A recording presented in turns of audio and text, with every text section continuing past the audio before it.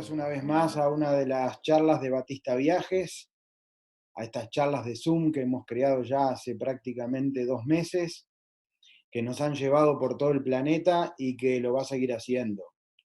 Eh, hoy tenemos una charla muy interesante, que es la segunda parte de la charla de la historia de China.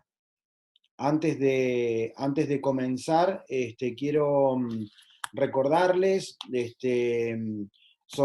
bueno, mi nombre es Gonzalo Moreira, soy uno de los directores de Batista Viajes y em, tenemos mucha gente de Argentina, de Paraguay y de otros países de Latinoamérica que nos están escuchando.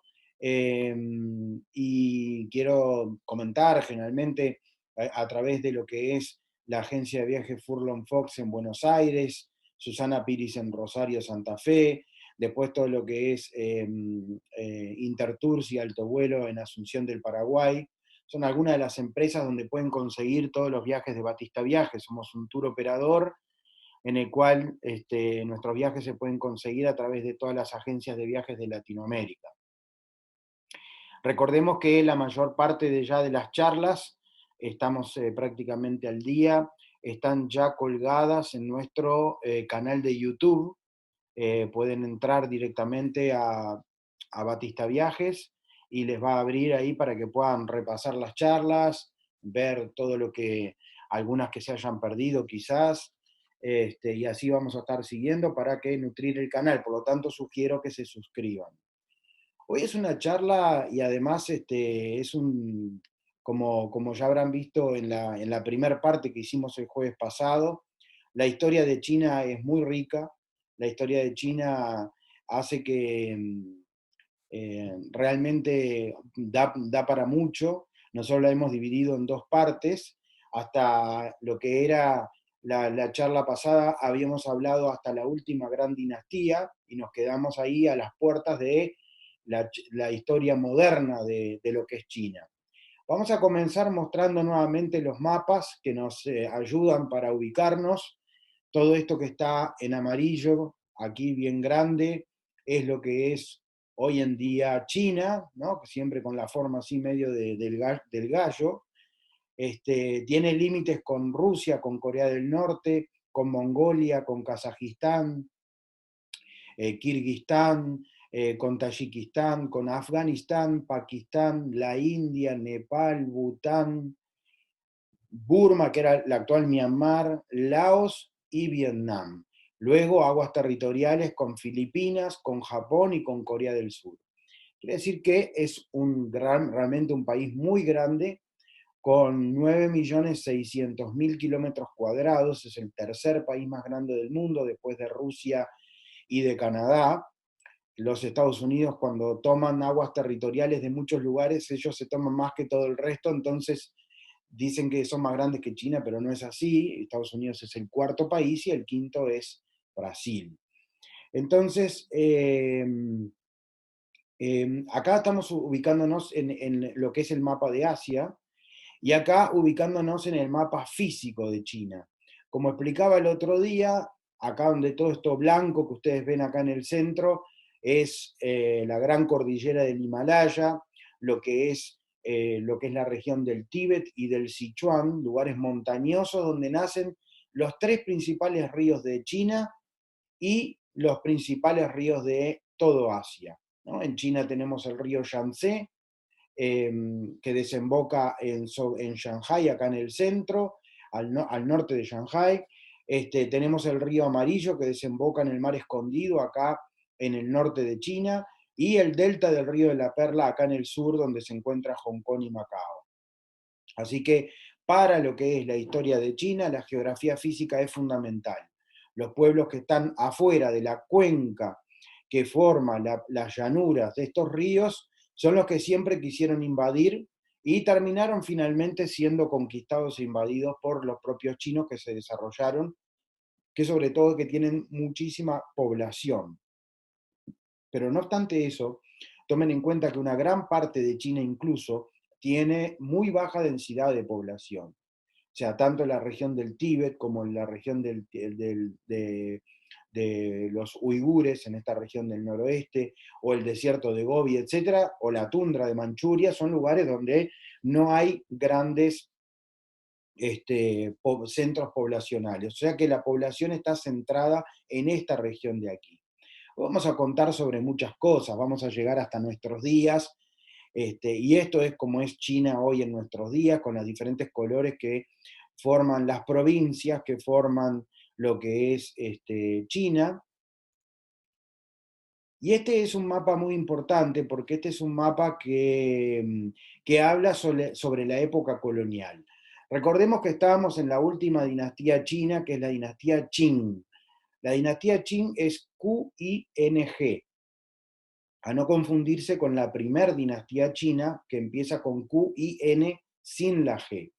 Entonces, entre una y otra pasaron 2000 años de diferencia, o sea que es muy importante. Esta dinastía es de origen manchú, o sea, la Manchuria, que es en esta región acá al noreste que estoy señalando, termina invadiendo y conquistando, pero no es tanto invadiendo ya a esta altura, sino, digamos, de dónde viene el poder político de aquel entonces y dónde pone su capital, etcétera, ¿no? Ante la barranca abajo, que fue lo que fue la dinastía Ming, que fue la última dinastía china, puramente china. Esta dinastía Qing comenzó además el siglo XIX con muchos problemas, porque gracias a ese aislamiento que se continuó durante la dinastía Qing, hizo que los chinos quedaran absolutamente en el contexto internacional por debajo de todo lo que era el desarrollo que habían logrado sobre todo los imperios de Europa, ¿no?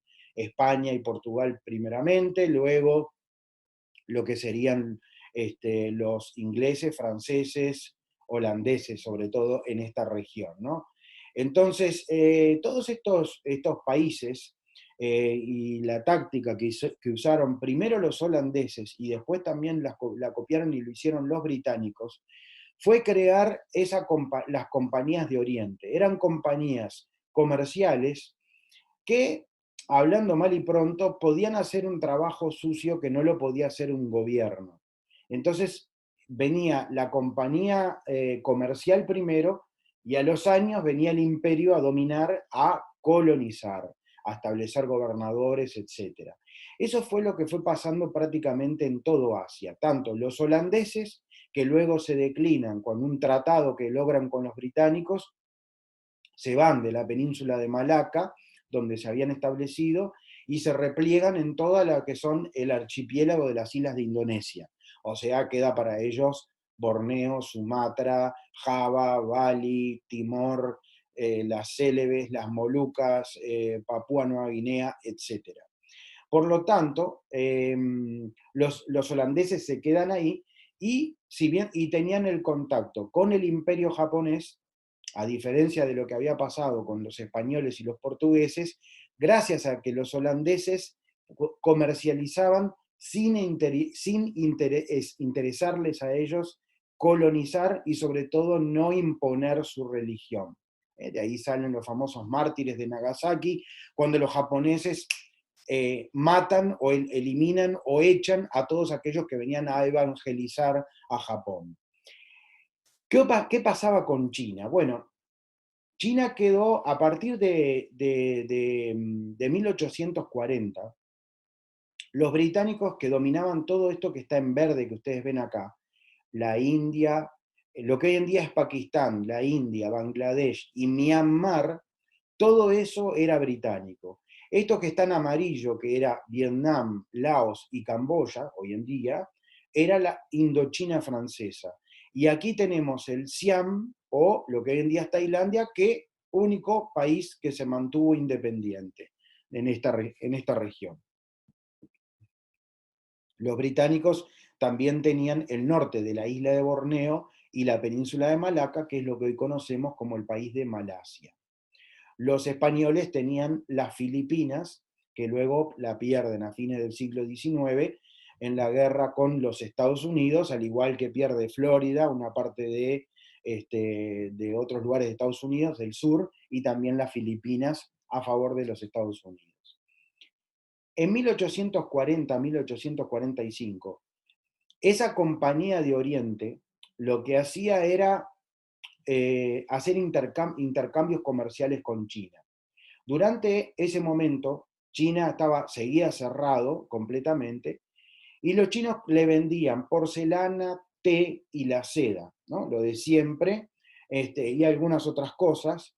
Y los británicos habían comenzado ya a plantar la amapola en lo que se llamaba el Triángulo de Oro, que es la frontera entre Laos, Tailandia, el antiguo reino del Siam, y Myanmar. Este punto que está acá, y hay una pequeña ciudad que se llama Chiang Rai, que algunos que han ido al norte de Tailandia conmigo han venido hasta aquí, y les cuento que, y también en toda la zona norte y esta zona de Myanmar, ahí se plantaba la amapola, o sea, de donde sale el opio.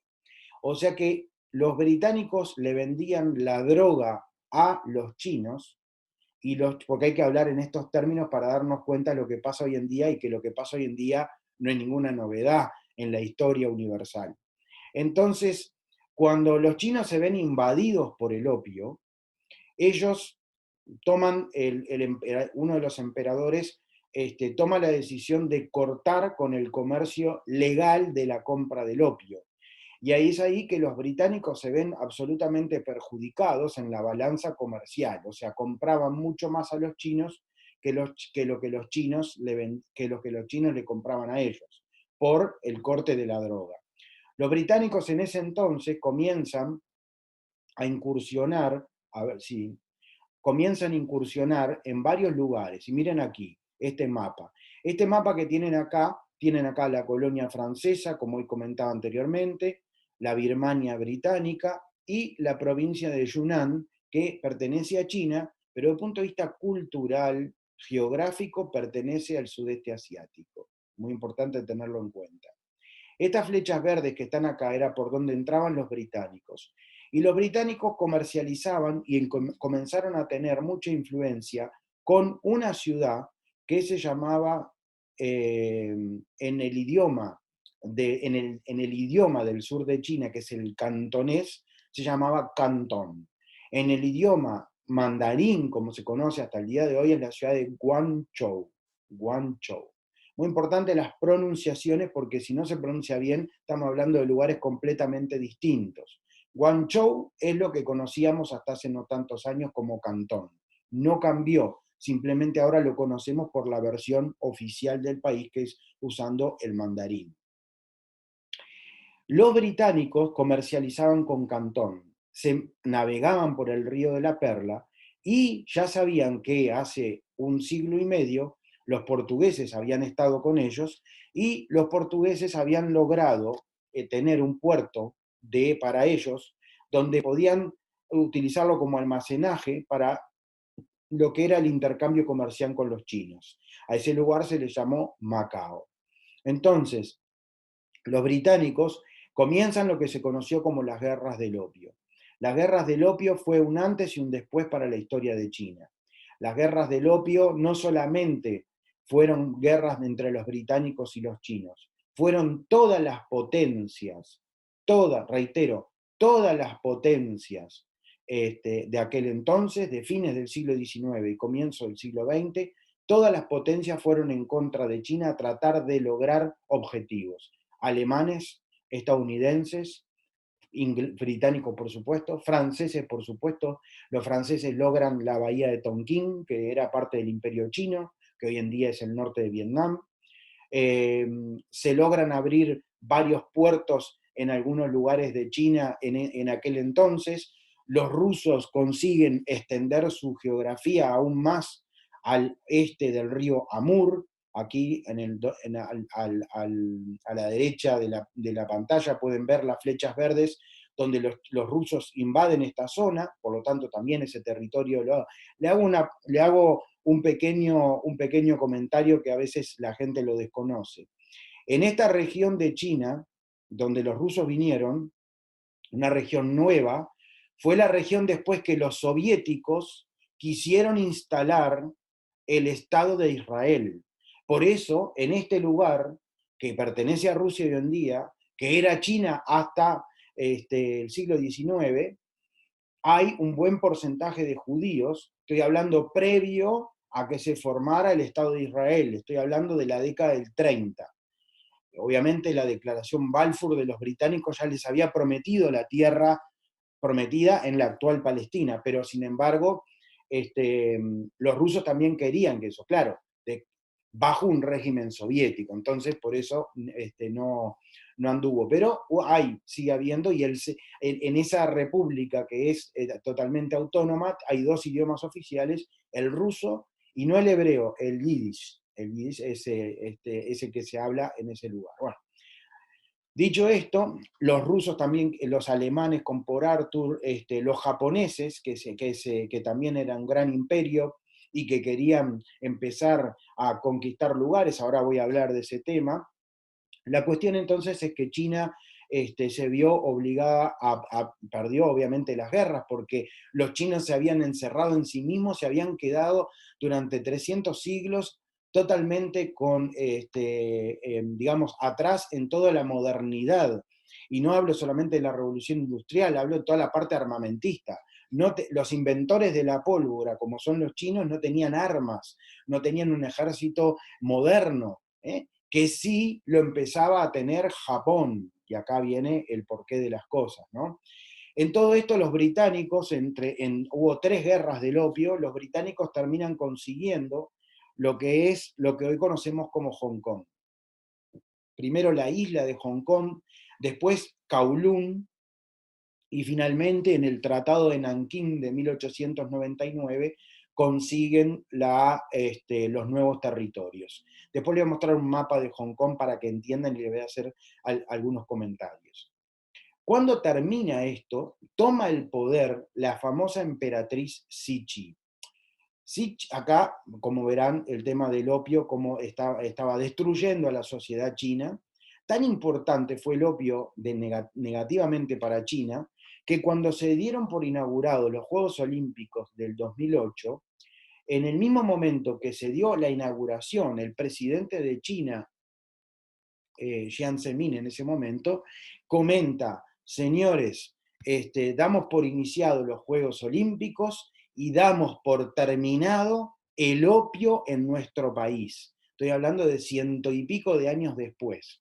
Fue muy importante y era la celebración del deporte en contra de la droga, ¿no? O sea que eso es importante para las guerras del opio y lo que implicó.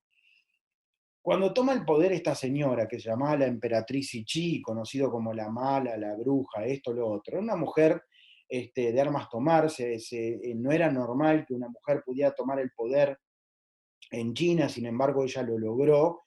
Pero claro, hubo intentos de modernizar a China y esta gente, esta señora y su séquito, durante muchos años se negó a esa modernización.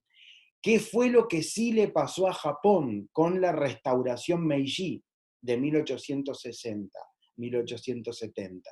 Entonces, esta mujer no permitió que China se modernizara y no permitió que, en algunos aspectos, China lograra llegar a una modernización al estilo occidental, incluso formando una democracia.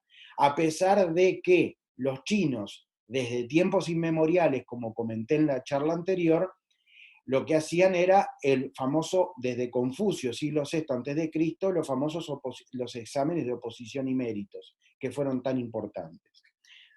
Esta señora tuvo que ceder en las guerras del opio, tuvo que ceder además puntos cruciales para que pudieran abrirse a los extranjeros. Ahí es donde Shanghái comienza a existir.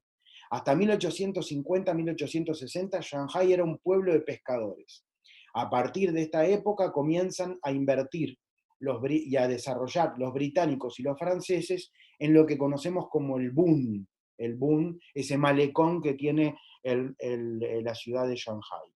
Posteriormente, en 1905, pasa un evento muy importante, que es el levantamiento de los Boxers. Contra la invasión de los extranjeros, estos chinos, que eran grandes guerreros Shaolin o que dominaban el Kung Fu, y algunos tenían armas también, hizo un levantamiento en contra de todos los lugares donde estaban los extranjeros. en el puerto de Tianjin, que es de Beijing, cerca de Beijing, la propia Beijing, en Shanghai, en Nankín y en otras ciudades de China.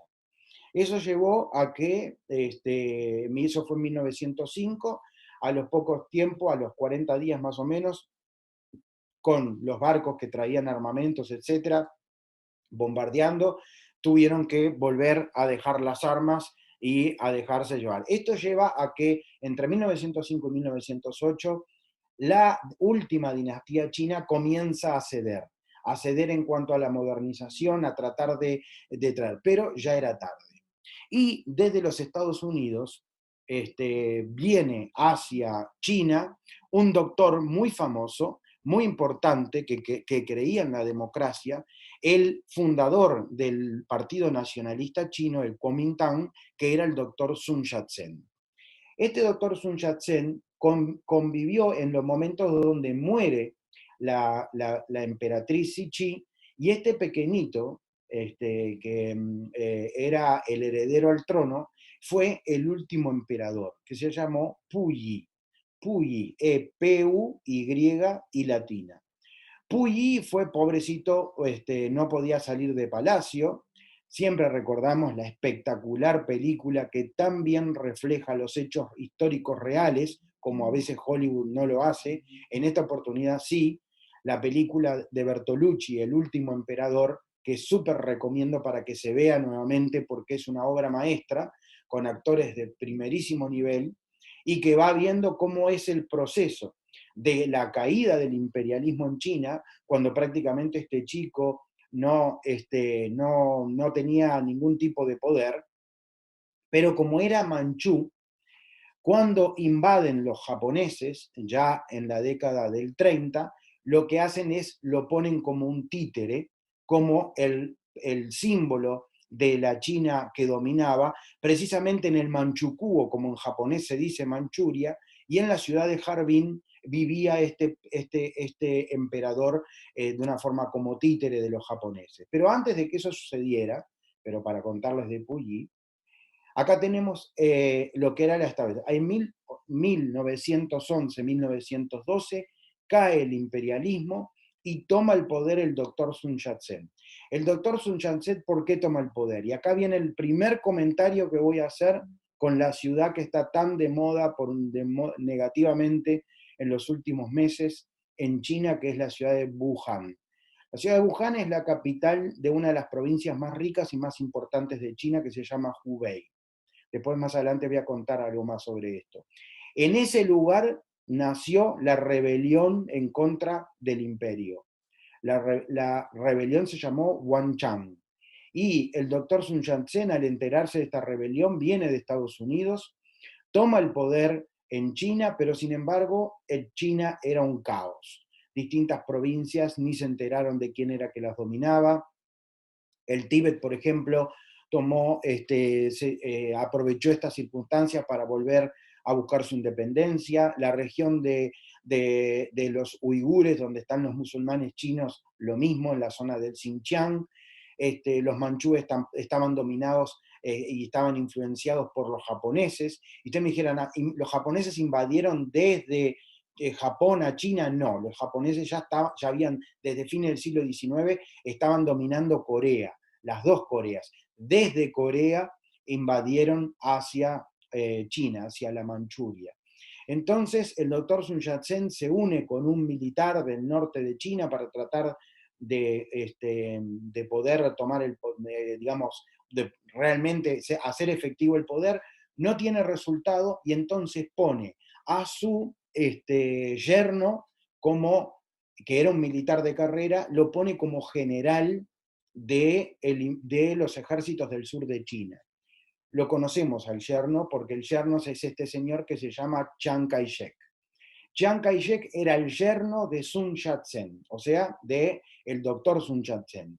Chiang Kai-shek, primero como general, nace el Kuomintang, pero al mismo tiempo que nace el Kuomintang, creado por Sun Yat-sen, y que derrota en el norte y empieza a tomar el poder del lugar, busca la ayuda, no por Chiang Kai-shek, sino por Sun Yat-sen, de un ejército que estaba naciendo y de una corriente, podríamos decir de alguna manera, de guerrillas, que eran las guerrillas comunistas, a cargo de varios, entre ellos Mao Zedong, y otro compañero de eso, que era el cerebro del tema, que era Zhou Enlai. Estas dos personalidades son extremadamente importantes para el resto de la historia de China. Chiang Kai-shek no estaba de acuerdo con eso, pero lograron, tenían que unirse para poder dominar. Y sobre todo después tenían que unirse. Chiang Kai-shek lo deja de lado al principio, estoy hablando de 1915, 1918. Posteriormente, a comienzos del 20, cuando ellos fueron, se produce un hecho que en la época comunista se ensalzó y se puso como un gran evento, que no lo fue tal, pero sí estaba puesto como un tema heroico, que es la Larga Marcha, donde van por cientos de kilómetros los comunistas ya con un ejército muy importante. Cuando viene la invasión japonesa, acá tenemos todo en un color morado, así, donde los japoneses dominaron China. Esto se da hasta 1949, o sea, esto se da durante toda la Segunda Guerra Mundial. ¿Qué pasa? En este momento nace en China, Sun Yat-sen finalmente fallece, Chiang Kai-shek es el líder del Kuomintang, habían puesto la capital en Nanjing, Nanjing se encuentra aquí. Recuerden que en chino Nan significa sur, Jing es capital. Bei significa norte, Jing es capital. O sea, Beijing, capital del norte, Nanjing, capital del sur. ¿Por qué era importante Nanjing y Beijing y Hangzhou? Porque entre esas ciudades, y por qué estaban ahí, era económicamente lo más importante para China. ¿Por qué? Porque si nosotros hemos hablado muchas veces de la Gran Muralla, hemos hablado de los guerreros de terracota, hemos hablado de la ciudad prohibida, se puede hablar de un montón de monumentos importantes que se han hecho en China. Sin embargo, la obra de ingeniería más impactante e importante que se realizó durante mucho tiempo en China fue el famoso Gran Canal. El Gran Canal tenía casi 3.000 kilómetros de longitud y eso le permitía unir a los dos ríos más importantes de China, que era el río Amarillo con el río Yangtze. Y por eso es que cuando terminaba el Gran Canal, que era la ciudad de Hangzhou, desde este estuario salían los productos que se comercializaba China con el extranjero. Por eso las fábricas de seda más importantes de China están en Hangzhou y por eso también están los plantíos del té verde. Quiere decir que el Gran Canal es extremadamente importante desde hacía 1500 años. Entonces, Hangzhou, Nanjing, todo esto acá, los japoneses invadieron, conquistaron, los japoneses hicieron destrozos. Los japoneses son mala palabra para los chinos. Yo puedo darles 20.000 ejemplos. Una vez recuerdo, estábamos con un grupo en la ciudad de Suzhou. Y ahí un guía muy simpático, pero no era simpático, era muy bueno, pero tenía un humor ácido. Y él decía, miren esos autos, qué horribles, dice, son baratos, son feos, son japoneses, ¿no? Entonces le decía, pero no digas eso, acá capaz que la mitad del ómnibus que venimos nosotros tienen autos japoneses y vos estás diciendo eso. Bueno, evidentemente no lo está diciendo como algo real, sino el tema de que los japoneses hicieron estragos similares a las barbaridades que los nazis hicieron durante la Segunda Guerra Mundial. También con experimentos en seres humanos, con campos de concentración, con aniquilamiento, y realmente fueron devastadores. Fue hasta el día de hoy China y Japón, y China se lo está cobrando y cada tanto, cuando puede, se la cobra de una u otra manera. Recordemos que son dos países que uno nació del otro, o sea, Japón deviene de la gran civilización china, aunque a los japoneses no les guste admitirlo, pero durante todos estos años invadieron y conquistaron. Durante esta época es que Chiang Kai-shek se junta con el Partido Comunista Chino. Y acá viene más que un error de estrategia importante, y es que Gracias a los Estados Unidos, se termina armando al Partido Comunista Chino, obviamente para ir en contra de los japoneses en la Segunda Guerra Mundial. Quiere decir que cuando termina la Segunda Guerra Mundial, los japoneses ya de China se habían ido antes, se produce la famosa Guerra Civil desde 1945 a 1949. Apenas termina la Segunda Guerra Mundial, en una ciudad ubicada en el centro de China, miren, se las voy a mostrar porque es muy importante, esta que está acá.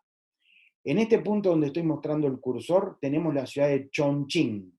Chongqing, lo hago así, y decimos, Chongqing tiene 36 millones de habitantes. Chongqing es uno de los pulmones económicos de todo el centro oeste de China. Chongqing tiene más puentes, 7 puentes colgantes del tamaño del Golden Gate de San Francisco, solamente en la ciudad, porque el Yangtze la atraviesa por el medio. Por eso desde Chongqing nosotros solíamos tomar los famosos cruceros para atravesar las gargantas del río Yangtze. Comenzábamos en Chongqing y terminábamos en la hermosa ciudad de Wuhan, que comenté que es una de las ciudades tan en boga últimamente. En Chongqing hay un edificio donde se hablan las famosas 48 horas de Chongqing. En el piso 3 estaba Mao Zedong, en el piso 6 estaba Chiang Kai-shek. Me dice, ¿por algún motivo? Sí, Mao Zedong no le gustaban las alturas. Entonces estaba en el piso 3 Mao Zedong. Durante 48 horas estuvieron reunidos los dos. Y el Partido Comunista Chino había solicitado a Chiang Kai-shek 3 ministerios. Ese era su objetivo. Chiang Kai-shek decía, ninguno para esta gente. Van a empezar con 3 ministerios y se van a querer quedar con todo, de ninguna manera. Comienza una guerra civil en el cual el Partido Comunista había estado armado por los propios americanos durante el apoyo para ir en contra de la Segunda Guerra Mundial. Por lo tanto, con el descontento que había en la población por el hecho de las hambrunas, de la falta de oportunidades, porque habían peleado una guerra, etc., hubo mucho apoyo de la población hacia los comunistas y hacia Mao Zedong, y logran el poder finalmente el 1 de octubre de 1949, y este hombre, Mao Zedong, toma el poder y da el famoso discurso en la plaza Tiananmen, da por inaugurada la República Popular de China. Chiang Kai-shek y todo su gobierno emigra hacia Taiwán. ¿Por qué puede emigrar hacia Taiwán? Que a veces se dice poco esto. Porque le eran fieles a Chiang Kai-shek, no es que le eran fieles, es que Taiwán fue colonia de los japoneses durante prácticamente 50, 60 años. O sea, los japoneses dominaron Taiwán hasta que terminó la Segunda Guerra Mundial. Entonces, aprovecharon para ir ahí y obviamente fue con el apoyo de los Estados Unidos, que tenía las bases más importantes a pocos kilómetros de Taiwán, que es lo que llamamos como Okinawa. O sea, al sur de la isla de Hokkaido, donde está Kyushu, donde ahí está Hiroshima, etcétera, etcétera, más al sur están las islas de Okinawa. Y más al sur de Okinawa está Taiwán. Entonces, por eso es que se pone ahí, y con la ayuda de la base naval de los Estados Unidos y el apoyo del gobierno norteamericano, se desarrolla, digamos, y además China no tenía ninguna capacidad para hacer nada de eso. China entonces comienza un periodo donde se socializan todos los medios de producción. El gobierno chino en un primer comienzo tiene una luna de miel, este hombre con Stalin hasta 1900, hasta que fallece Stalin, pero luego se rompe esa luna de miel, creo que en los últimos meses ya de la vida de Stalin, y ni que hablar con Nikita Khrushchev, fueron prácticamente enemigos. O sea que el poder comunista no estaba centralizado en Moscú. Sí, por supuesto, era la gran potencia, pero China como potencia en cuanto a población y tamaño y a su influencia en el resto de los países asiáticos, como fue en Camboya, como fue en Vietnam, entonces era el tema. Por eso después, a nivel internacional, había las guerrillas comunistas que se diferenciaban de las guerrillas maoístas. Generalmente las maoístas eran más radicales todavía que las otras. Por lo tanto, fue así que se procedió. Cometieron errores gravísimos Y para que el actual Partido Comunista reconozca los grandes errores de la época de Mao Zedong, uno se llamó el salto cualitativo, que más que salto fue un atraso increíble cuando prohibió cultivar lo que esas tierras estaban acostumbradas. Decíamos, vos plantás algodón, pero señor, yo acá planté toda la vida trigo, olvídese, ahora planta algodón. Obviamente no sabía cómo hacerlo, no eran tierras aptas para eso. Fue un error tan grande que murió mucha gente de hambre. Y después lo que fue la revolución cultural, aún peor que el salto cualitativo, con las famosas guerrillas, las guerrillas rojas, que eran los jóvenes que tenían que todo el tiempo, citando al presidente Mao Zedong con este librito rojo que estoy mostrándole, cual Biblia prácticamente, porque para ellos, como saben, la religión era el opio de los pueblos, como decía Marx, pero lo llevó a cabo. Y si no fuera por el número 2 del régimen, que fue Zhou Enlai, hoy en día no tendríamos ni un solo templo, digamos, en funcionamiento. Hubiesen arrasado con todo. Pero por suerte, Zhou Enlai no solamente salvó a los templos, también salvó a algunos personajes que en lugar de mandarlos al paredón, porque Mao Zedong con las guardias rojas que lo influenciaban mucho, su última esposa, que tenía una gran diferencia de edad, se decía que era la que tenía el poder en ese momento, y tomó determinación, o sea, un padre no sé, cuando antes se fue al baño y se afeitó, y el hijo lo vio que no leyó el libro primero y lo denunciaba, igualmente ese padre iba preso o lo mataban. O sea que fue un momento muy, pero muy mal la década del 60 para China.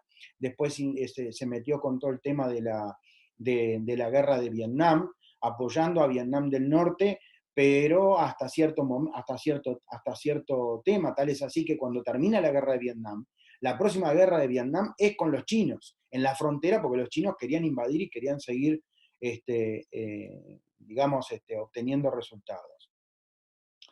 Pero ya con un Mao Zedong muy mayor, el mundo empieza a cambiar.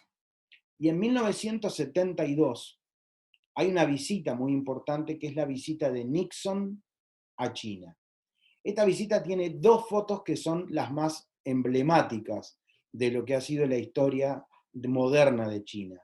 La primera es esta, cuando se encuentra con Mao Zedong, cuando sonríen, cuando se ven, recuerden 1972, qué año es importante. Se da, en estas reuniones se finiquita entre ellos más o menos cómo iban a tratar a Vietnam, que ya los Estados Unidos estaban en retirada de Vietnam, ¿no? En 1973, finalmente entra los Vietnam del Norte entran en Saigón y se termina la guerra ahí, el conflicto en ese momento. Además, también comienza lo que fue la crisis del petróleo del 72 al 73. Pongamos en contexto, ¿no? Lo que fue la guerra árabe-israelí y un montón de detalles interesantes que son propios de la época de la Guerra Fría. Y la segunda foto, que es cómica, pero a su vez también importante tener. Cómica, ¿por qué? Porque ustedes miren a Richard Nixon observando lo que iba a comer y diciendo, ¿qué me estarán dando de comer estos chinos? ¿No?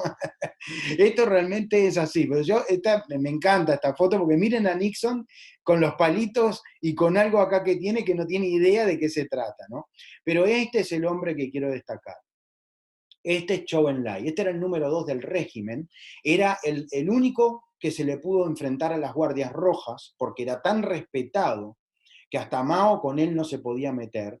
Zhou Enlai fue el que no permitió que se matara a un líder muy importante y que a la postre sería el gran líder de la reapertura china, que es Deng Xiaoping. Y a su vez también era el que permitió que no se destruyeran los templos, que no se destruyera la cultura y la arquitectura del pasado glorioso que había tenido China. Y es por eso que Nixon se reúne con él, porque el que cortaba el bacalao era él, porque Mao Zedong ya estaba muy mayor. Tal es así que a los 2 años de este encuentro, 2 años y medio, bueno, no, 4 años casi, fue a comienzo del 76, que Mao Zedong fallece. Por lo tanto, Zhou Enlai es muy importante en estas reuniones. A partir de este momento comienza a sufrir Taiwán y el mundo a darse vuelta. ¿Cómo se dan cuenta? Bueno, cuando fallece Mao Zedong en el 76, este hombre toma el poder. Y la revista Time, en aquel entonces, le hace la carátula y le dice la próxima China, la nueva China, ¿no? El líder de la apertura china. El que comienza a decir, señores, no importa la famosa frase que dice, no me importa de qué color es el gato, lo importante es que el gato case ratones. Y eso está, hablando de colores de gato, está hablando entre capitalismo y socialismo comunista. O sea, lo que hace Deng Xiaoping es decir, bueno, él hace un viaje muy, muy particular. Él se va a un pueblito de pescadores, insignificante, pero súper insignificante. Los que conocen Uruguay, miren, Punta del Diablo era una metrópoli comparado con este lugar. Y desde ahí observa lo que eran los nuevos territorios, Kowloon y la isla de Hong Kong. Ve los edificios, ve las luces, ve el puerto, ve las grúas, ve los puentes, los túneles, ve todo lo que era Hong Kong en aquel entonces, una metrópoli vibrante, un puerto importante, natural, etc. Y entonces dice, vamos a hacer una cosa, vamos a probar. Vamos a poner 5 ciudades que van a tener el sistema capitalista, y el resto vamos a seguir con el comunista. Estas 5 ciudades van a poder intercambiar bienes, comprar, vender, hacer todo, construir todo lo que quieran, pero en un límite. 3 de esas ciudades las pone en la provincia de Guangdong, o sea, donde estaba Cantón. Cantón es una de ellas, y después 2 más. Este pueblito era otro, porque dijo, acá tenemos que crear algo que esté cerca de este hub tan importante que es Hong Kong. Y después dice, vamos a poner la ciudad de Shanghai y por último la ciudad puerto del norte, que es la donde sale la mercadería o entra para la gran capital que es Beijing. Ese puerto se llama Tianjin. Esas 5 ciudades lo que lograron fueron un desarrollo descomunal. El resultado es fabuloso. Fue tan fabuloso que dio lugar a una nueva reunión, ya en 1979, con Jimmy Carter en el poder en Estados Unidos. Y miren esta foto cuando Deng visita los Estados Unidos y no viceversa. Cuando lo visita a los Estados Unidos, él ya empieza a ver toda la apertura. 1979. Hasta ahora todo color de rosa. Cuando uno va a Shanghai, que eso sobre todo voy a mostrar fotos y todo cuando hablemos del viaje de China. Este no es el viaje, es la historia de China. Ustedes van a ver que en Shanghai hay cientos, miles de edificios altos. Tomen una cosa, un dato. New York tiene aproximadamente 1000 edificios, un poquito menos, por encima de los 40 pisos. Shanghai hoy en día tiene 4700 edificios por encima de los 40 pisos. Shanghai es una mole de cemento, pero con gusto. Los mejores arquitectos del planeta han ido a ese lugar. Uno no tiene la sensación de algo cemento y nada más. No, hay cariño, hay buena decoración, es muy interesante de verla. ¿Por qué tuvo que crecer hacia arriba? Porque estaba delimitado, porque cruzando el borde ya no había capitalismo. ¿Me explico? Por eso ya Beijing, la capital, que no fue uno de ellos, es extensa y no es tan hacia arriba, por más que tiene un montón de edificios altos. ¿Me explico? ¿Qué es lo que ocurrió después? Unos pocos años después, China comienza a ver resultados económicos, dice, ya en esa época hablamos de se despertó el dragón. Pero claro, cuando hablábamos en los 80 y los 90 que se había despertado el dragón, era la parte económica. Y una de las cosas que ustedes tienen que entender, y esto es muy importante para dejar claro, es que China no es la primera vez que, ahora de aquí a pocos años, que logra ser la potencia económica más grande del mundo. China ya fue la potencia económica más grande del mundo en 2 oportunidades. Esta va a ser la tercera.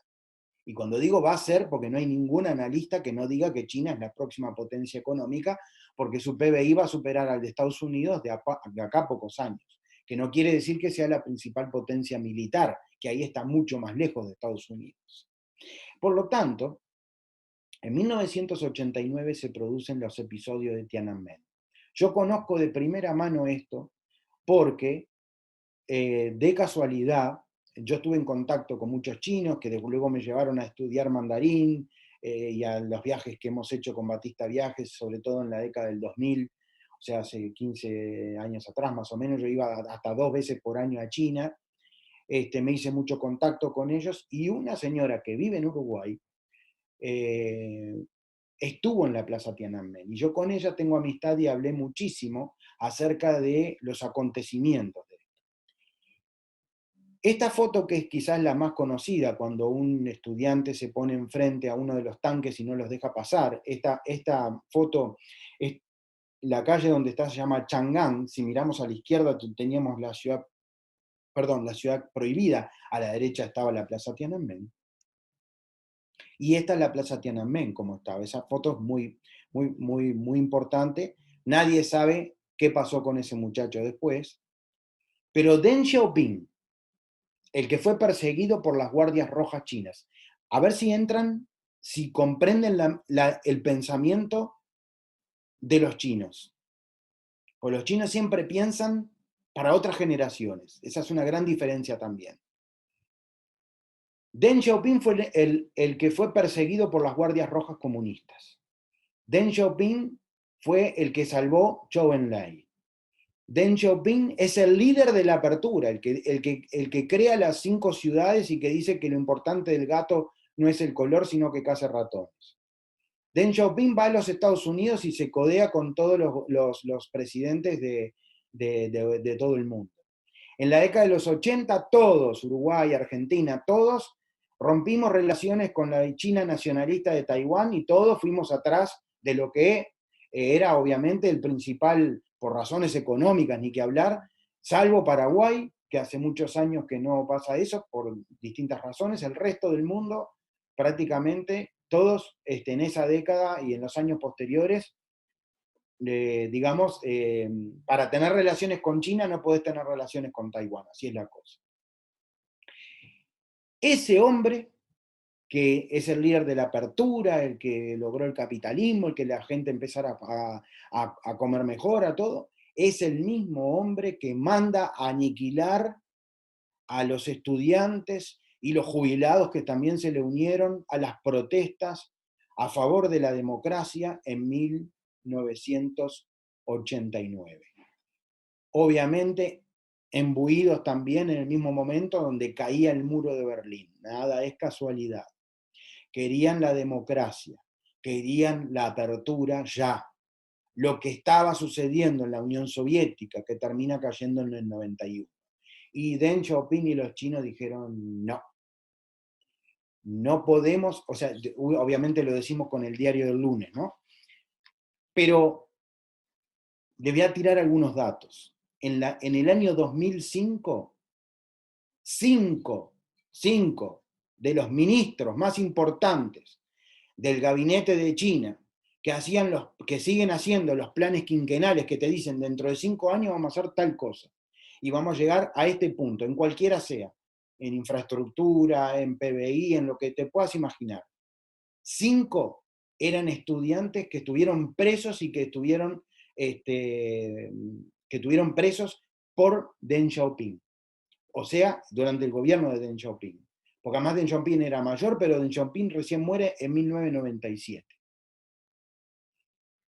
Quiere decir que Deng Xiaoping y los chinos dijeron, nosotros tenemos que hacer un cambio paulatino, un cambio gradual. No podemos pasar de un comunismo severo a un capitalismo salvaje de un día al otro. Y lo que pasa en todas las repúblicas de la ex Unión Soviética, no así en los países del este de Europa que estaban bajo el Pacto de Varsovia, pero sí en la Unión Soviética, es que la década del 90 fue la peor década de todas prácticamente, salvo las guerras mundiales. Porque la década del 90 fue la creación, en Rusia fue desastrosa, como ya expliqué en la charla sobre la historia de Rusia. Por lo tanto, paulatinamente empezaron a tener la apertura que necesitaban, que querían darle, pero de a poco. Porque un movimiento de las 1.400 millones de personas que tiene China como cimbronazo es un impacto a nivel global.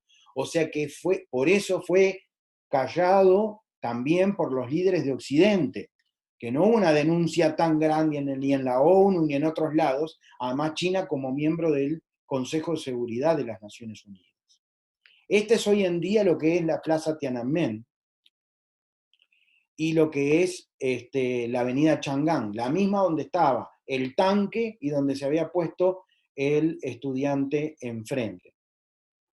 Cuando yo les dije que les iba a comentar sobre Hong Kong, y esto es así, en 1899, luego de 3 guerras del opio, se firma un acuerdo donde en 1997, el 30 de julio para ser más exacto, tenían que devolver Hong Kong a China.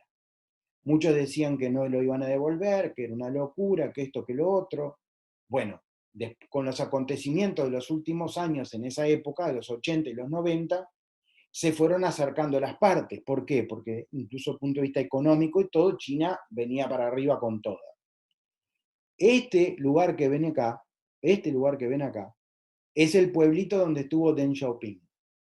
El tratado, que fue el tratado de Nankín, recuerdan que yo les dije que se volvió a firmar con el viaje de la reina Isabel II a China, y que ella pidió visitar los famosos plantíos del té verde en Hangzhou. Eso se lo dije la vez pasada. Y ahí, en este lugar que está acá, crearon una ciudad que se llama Shenzhen, y tiene un puente que viene hacia los nuevos territorios, que une Hong Kong con China. Porque el estatus de Hong Kong es un estatus especial.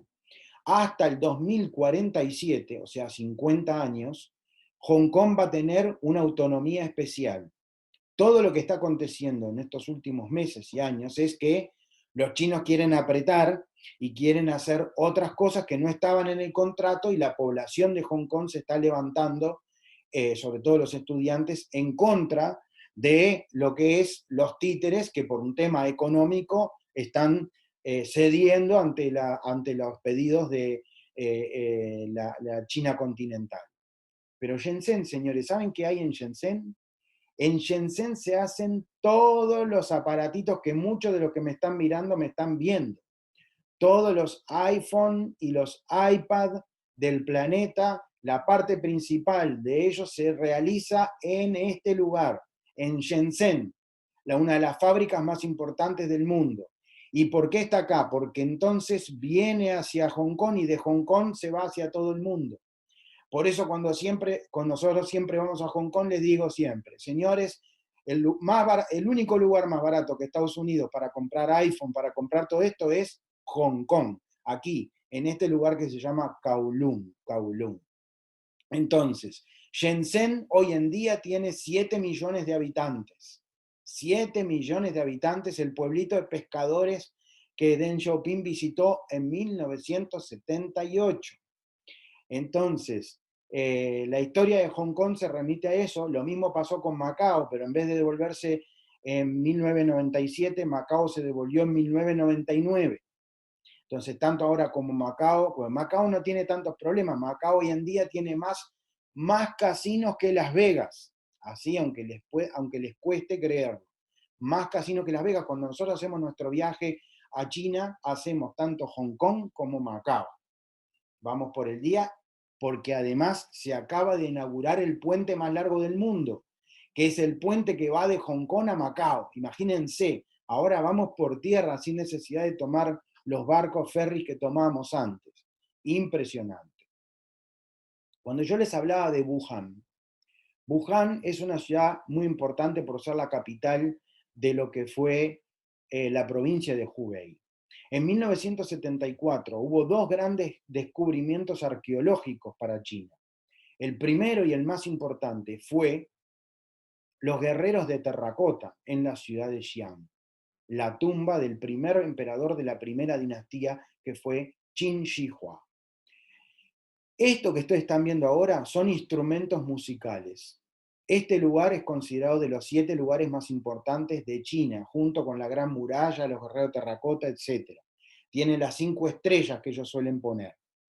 Estos instrumentos musicales están en la ciudad de Wuhan, se descubrieron. Wuhan fue importante por ser cuna de la revolución que hizo caer al imperialismo chino. por ser el lugar donde se encontraron instrumentos musicales que nos habla del desarrollo que había en el siglo V antes de Cristo y de cómo era que los instrumentos. Cada una de estas campanas tiene un sonido completamente distinto, tiene una aleación distinta que le permite, con con metales distintos, que le permite tener un sonido diferente. Incluso cuando nosotros vamos a Wuhan, hemos tenido oportunidad de asistir a un concierto de este tipo, que es absolutamente único. Y Wuhan también, por ser una provincia tan importante, por ser una de las 7 provincias que eran de los principados combatientes que unificó el primer emperador de China, y por ser sede además, entre otras cosas, donde fabrican los BMW que se dispersan por todo China, tiene fábricas muy importantes, laboratorios muy importantes, es una de las primeras ciudades desarrolladas sobre el río Yangtze, porque desde Wuhan es que vivieron durante tantos años los ingenieros y la cúpula de los que son los que trabajan en la represa más grande del mundo hidroeléctrica, que es la represa de las Tres Gargantas. Y agréguenle que en la década del 60, no, fines del 50, hizo un viaje Mao Zedong a Wuhan, y cuenta la leyenda que era tan magnífico Mao Zedong que cruzó el río Yangtze a nado. El río Yangtze no lo podés cruzar, pero ni en una barca, pero ni loco podés cruzarlo nadando, porque tiene una de las corrientes más fuertes del planeta. La reunión que se hizo entre Chiang Kai-shek y Mao Zedong en 1945, las 48 horas de Chongqing, es porque el gobierno chino había llevado la capital a Chongqing durante 1 año y medio cuando los japoneses estaban invadiendo. O sea, cuando los japoneses, el 7 de diciembre del 41, invaden Pearl Harbor en las islas Hawái, aprovechan para seguir invadiendo China y todo el resto. Los chinos se dan cuenta que la situación viene muy grave y trasladan a Chongqing. ¿Por qué? Porque está entre montañas, porque es difícil para bombardearla y porque además está río arriba y es tan correntoso el río Yangtze que es imposible. Así que imagínense si Mao Zedong va a haber podido cruzar, además tampoco era que tuviera un físico de Johnny Weissmuller, ¿no? O de alguien, no sé, de alguien, un atleta, para nada. Entonces, bueno, pero está la leyenda de Wuhan y todo eso.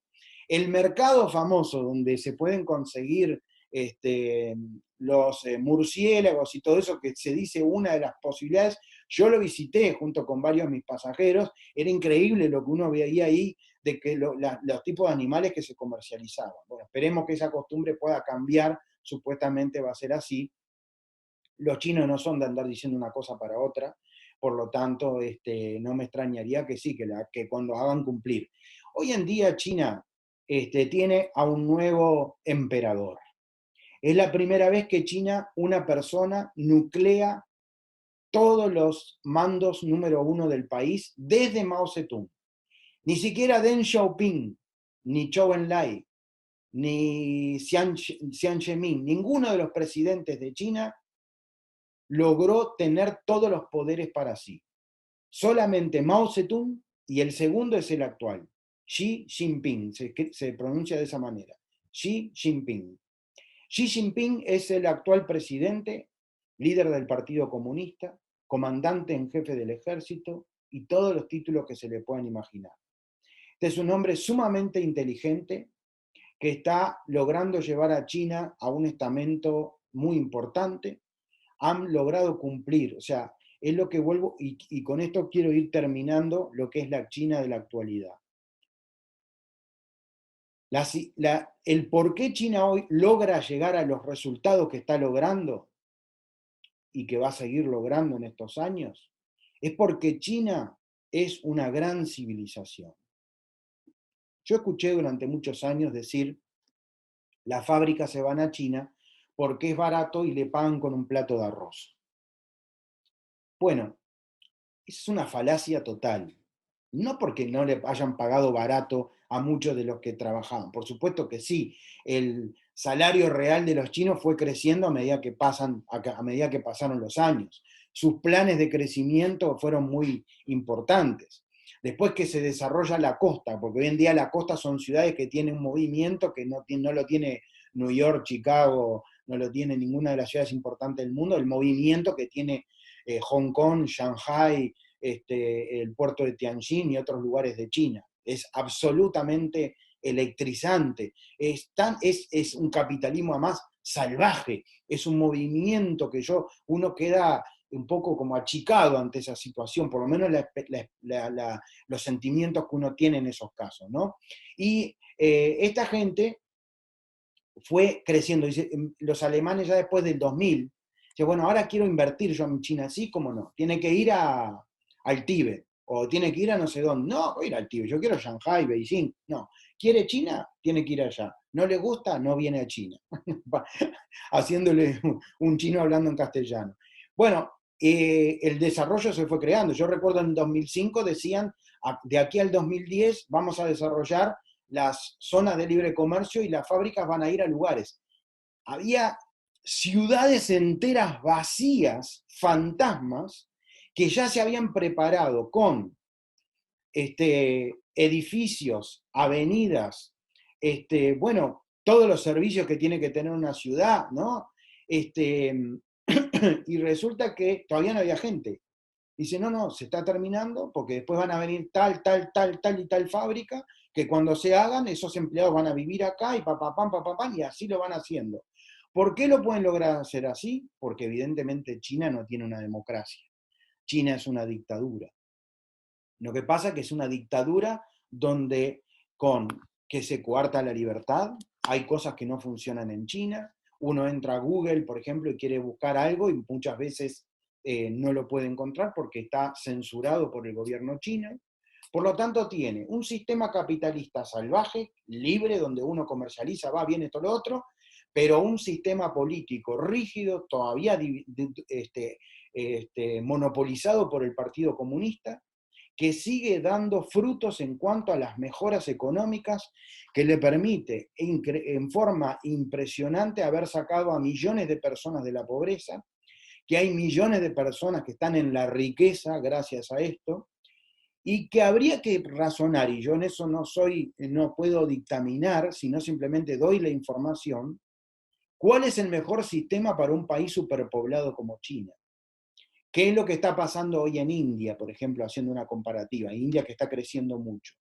India está creciendo con un personaje que tiene con Modi, que Modi podríamos asimilarlo bastante a un Xi Jinping, a un Donald Trump, a un personaje de estos donde la economía y donde, digamos, la rigidez de sus dominios son muy importantes.